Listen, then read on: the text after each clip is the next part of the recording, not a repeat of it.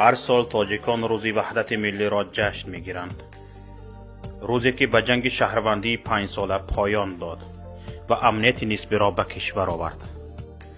اما چطوری که انتظار میرفت تجزیه قوه‌های سگانه و یک کشوری دموکراتی پیشرفته به وجود نیامد، بلکه برعکس در طول این 21 سال بر پایه این سازشنامه صلح که اجرایش را سازمان ملل متحد، سازمان امنیت و همکاری اروپا، روسیه و ایران تضمین کرده بودند، قدرت در کشور در دست یک گروه و به تدریج یک خانواده قرار گرفت. اکنون پس از گذشت 21 سال از امضای سازشنامه صلح، دولت حاکم است که در خودکامگی و خویشاوند سالاری آن کسی شک ندارد. تحت یک چنین حکومت جنگ و صلح هم تعریف دیگری دارد، تعریفی که با مفهوم جنگ صلح 21 سال پیش متفاوت است. امام علی رحمان طی این 26 سال یک کتاز میدان قدرت در تاجیکستان است. صرف نظر از امضای سازشنامه صلح بیش از 11 سال است که رسانه‌های حکومتی اتحاد نیروهای اپوزیسیون تاجیک طرف دویم صلح را همچون عامل جنگ و بی‌ثباتی و امام علی رحمان را همچون اساسگذار صلح معرفی می‌کنند. در کتاب‌های تاریخ معاصر تاجیکستان هم هیچ سخنی نیک از طرف دیگری صلح نیست. نمایش عکس و ویدیو با حضور رهبران مخالفین پیشین در تلویزیون ممنوع است.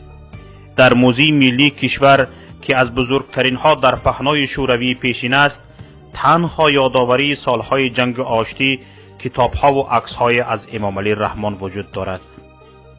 افزون بر این، 2 سال پیش امام علی رحمان با امضای یک قانون رعیتش را موظف کرد که از آن به بعد او را اساسگذار استقلالیت تاجیکستان، اساسگذار صلح و وحدت ملی، پیشوای ملت بنامند. هیچ کس حق اعتراض را نداشت.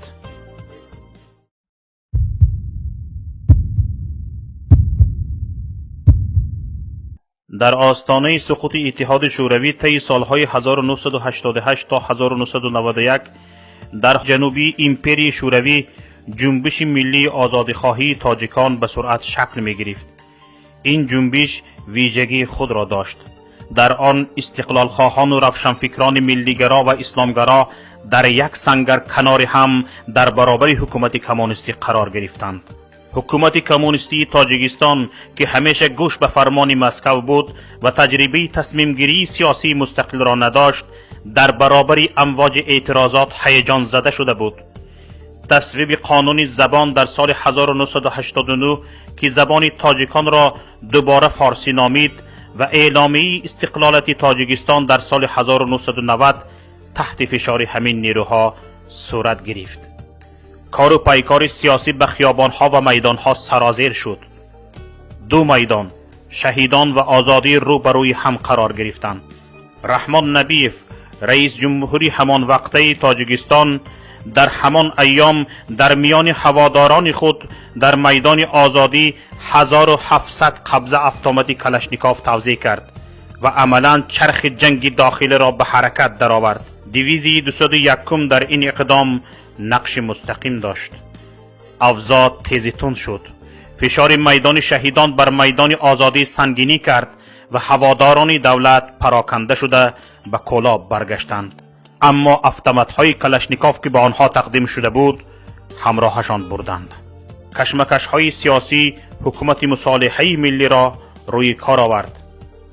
اما هواداران میدان آزادی، آنهایی که در آرزوی برگشتن شوروی بودند، آن را به رسمیت نشناختند.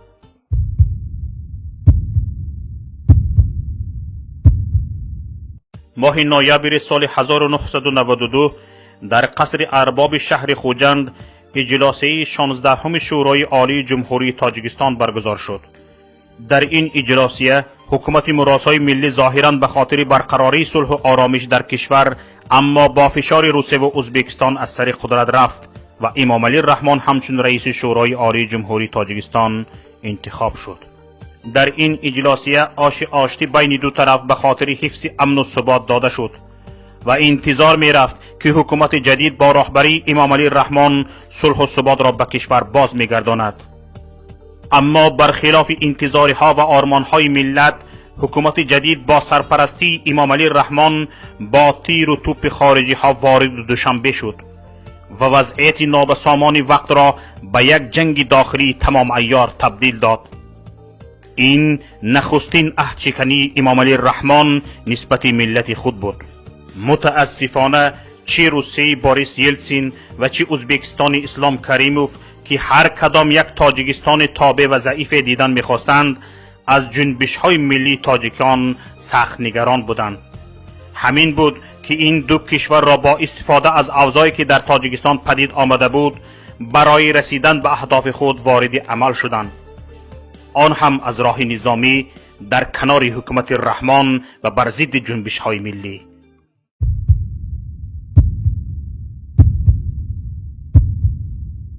با رهبریت حزب نهضت اسلام در کجایی که نباشد رازگی دادم، واخوری کنیم و مناقشه های بین تاجیکان را با یکدیگر حل و فصل نماییم.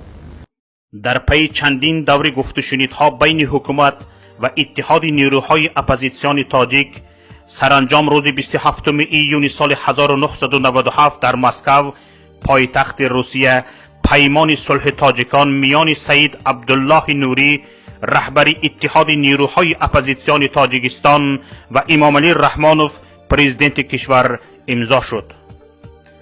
مخالفین تاجیک به آنچه موظف بودند مثل برگشت پررای مهاجرین، وارد شوی مجاهدین به ارتش و گذاشتن تمام اسلحه خود به زمین و غیره را اجرا کردند. اما حکومت با رهبری امام علی رحمان از همان لحظات اول صلح با بهانه زیاد عهدهداری‌های خود را اجرا نکرد. از جمله باید عفو سراسری صورت می گرفت و همه زندانیان سیاسی آزاد می شدند که این کار انجام نیافت و صدها مخالفین کشور از زمان جنگ شهروندی تا کنون در زندانهای کشور به سر می برند. از 30% مقامهای وعده شده در قوه‌های اجراییه به مخالفین درصد کمی داده شد. آن درصد کم نیز با بهانه‌های مختلف با مرور زمان از دست مخالفین گرفته شد. تأمین انتخابات‌های آزاد که اصلاً اجرا نشد و همه انتخابات مالامال تقلب و زوراوری بودند. تا انتخابات سال 2015 حزب نهضت اسلامی تاجیکستان با وجود محبوبیتش بین مردم و کسب اکثر آرا تنها 2 کرسی در پارلمان را صاحب می شد. آزادی ها به هیچ شکل کفالت داده نشد و مخالفین همیشه مورد فشار و تعقیب قرار داشتند و حکومت در همه ساحه ها یک کتاز باقی ماند.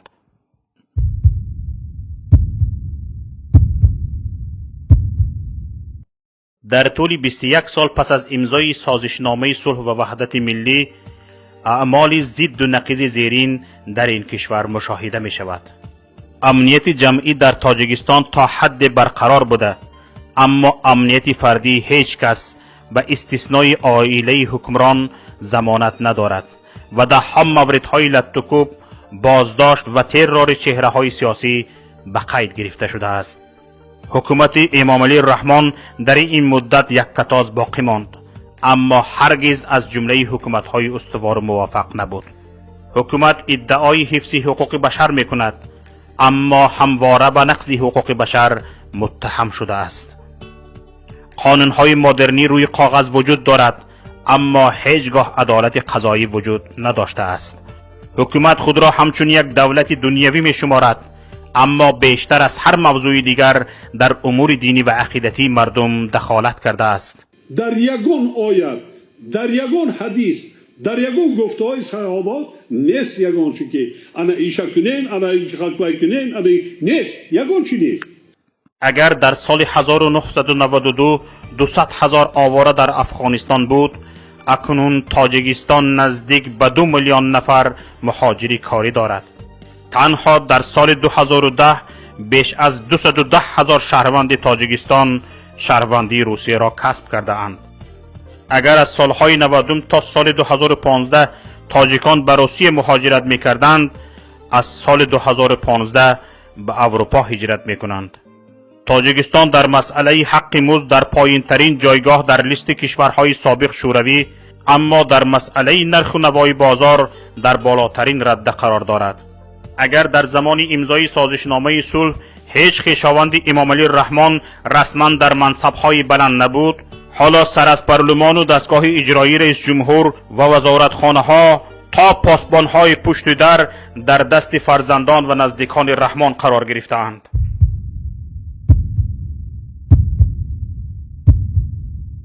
سال 2015 امام علی الرحمن بار دوم عهد شکنی کرد. با تشکیل حوادث خونین سپتامبری نه تنها حزب نهضت اسلامی تاجیکستان را منحل و تروریستی اعلان کرد، بلکه ده‌ها فعال سیاسی را به زندان فرستاد و کشور را به یک بحران و بنبست سیاسی روبرو ساخت.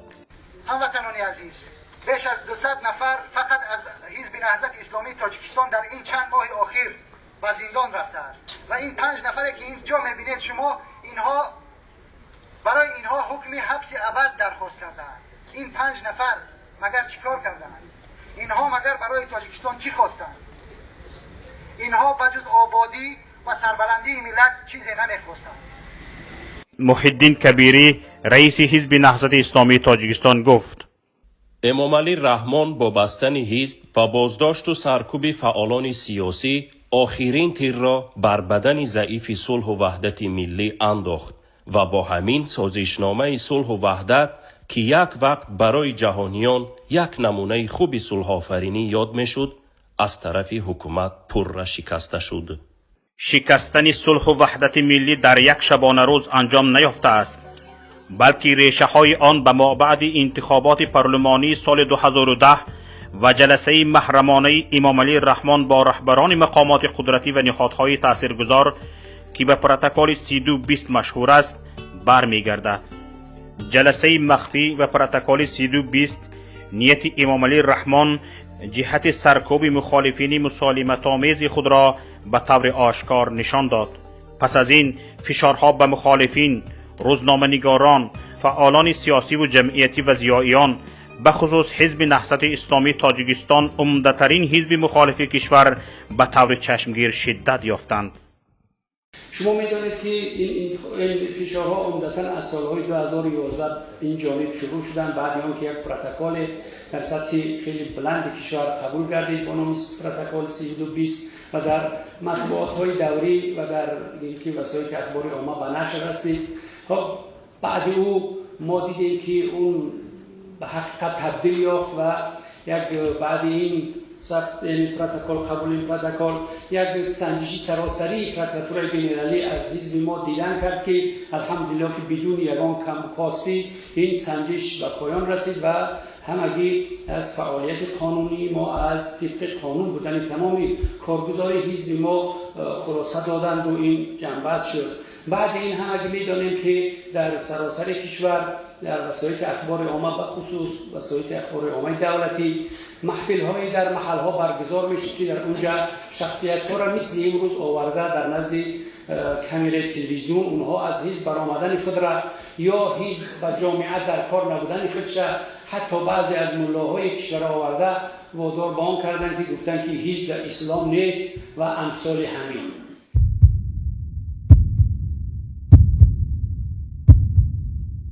همه عملها و تبلیغات حکومت از سال 2011 تا سال 2015 حاکی از آن بود که امام علی الرحمن الکی تصمیم منع فعالیت حزب نهضت اسلامی تاجیکستان را اتخاذ کرده است. تنها مسئله وقت است. میانه ماه سپتامبر سال 2015 ده‌ها مسئول ارشد حزب نهضت اسلامی بازداشت شدند و کمی بعدتر حزب نهضت اسلامی تاجیکستان فعالیتش ممنوع گشت و سازمان تروریستی اعلان شد. اقدامی که نه تنها از طرف کشورها و سازمانهای بین المللی ضامن صلح مثل سازمان ملل متحد، سازمان امنیت و همکاری اروپا، روسیه، ایران و غیره حمایت نشد، بلکه از طرف بسیاری از کشورها و سازمانهای بین المللی این اقدام حکومت را محکوم کرده آن را دارای انگیزه سیاسی نامیدند. در 26 سال حکمرانی امام علی الرحمن سال 2015 و سال 2016 سخت‌ترین سالها برایش بودند. در این 2 سال پس از منع فعالیت حزب نهضت اسلامی تاجیکستان صدها بیانیه‌های انتقادی و محکوم کننده دریافت کرد و روابطش با چندین کشورها و سازمانها سرد گشت. Самые примитивные человеческие представления о том, как можно приходить к власти, как ее узурпировать, как можно нарушать человеческое достоинство, мы видим сегодня в Таджикистане.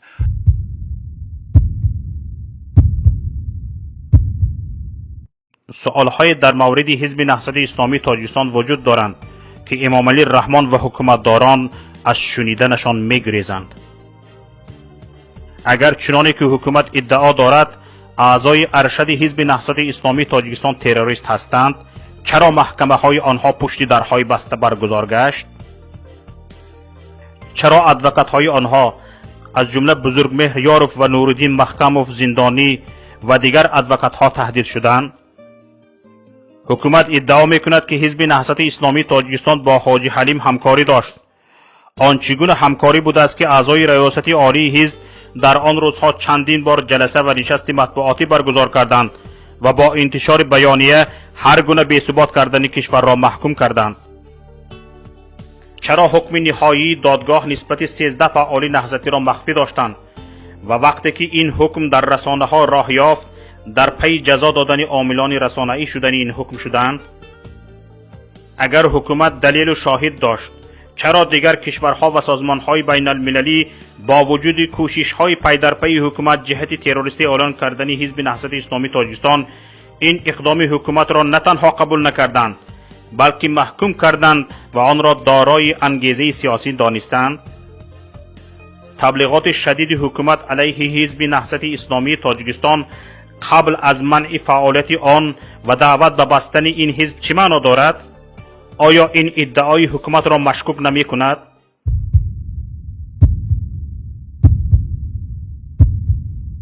پس از منع فعالیت حزب نهضت اسلامی تاجیکستان هم حکومت و هم برخی دایره های منفعتدار فکر می کردند که حزب نهضت اسلامی تاجیکستان پس از این سرکوب شدید دویم باره به خود نخواهد آمد و همین طور جزئی از تاریخ خواهد شد.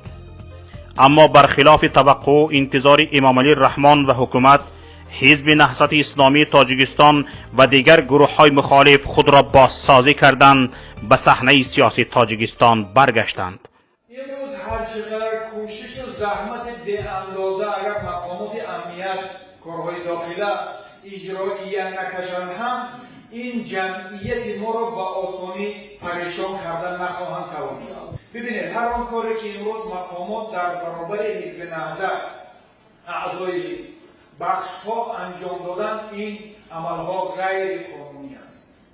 عملها خلاف معیارهای سرقانون جمهوری تاجیکستان، ماده‌های علاهده قانون درباره حزب‌های سیاسی، خلاف معیارهای آیین‌نامه حزب نهضت اسلامی تاجیکستان میباشد. آینده باز شاهد آن خواهیم بود که حکومتداران ما از این اقدام غیر انسانی، غیر آداب اخلاق اسلامی کنار خواهند رفت. ظهور مجدد حزب نهضت اسلامی و گروه های مخالف دیگر در خارج از کشور حکومتداران از جمله خود امام علی رحمان را شگفت زده و عصبانی کرد.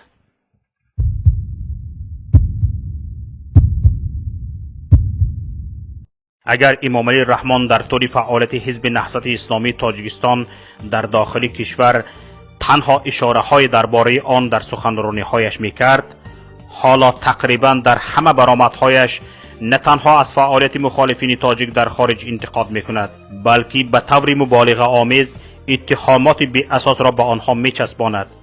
این عملش دلالت به عصبانی شدید او از وضعیت داخلی و فشارهای خارجی میکند. برای مثال چند عاملی که رئیس جمهوری تاجیکستان را عصبانی کرده است. امام علی رحمان نمیتواند جدول سفرهایش به کشورهای خارجی را اعلان نماید چون از اعتراضات بر ضدش در کشورهای دیگر میترسد. در 3 سال اخیر روابطش با کشورها و سازمانهای مختلف تیره گشته است. وضعیت اقتصادی کشور به طور بی‌سابقه بد شده است.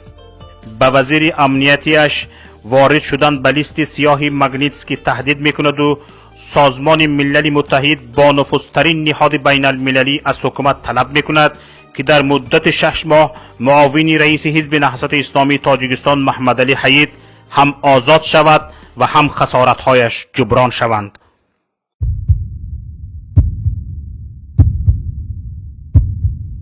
محی الدین کبیری رهبر حزب نهضت اسلامی تاجیکستان اعلان کرد که امام علی الرحمن در آینده تاجیکستان جای نخواهد داشت. واقعاً چرا کسی که 2 بار بر ملتش خیانت کرده است جای در آینده کشور داشته باشد؟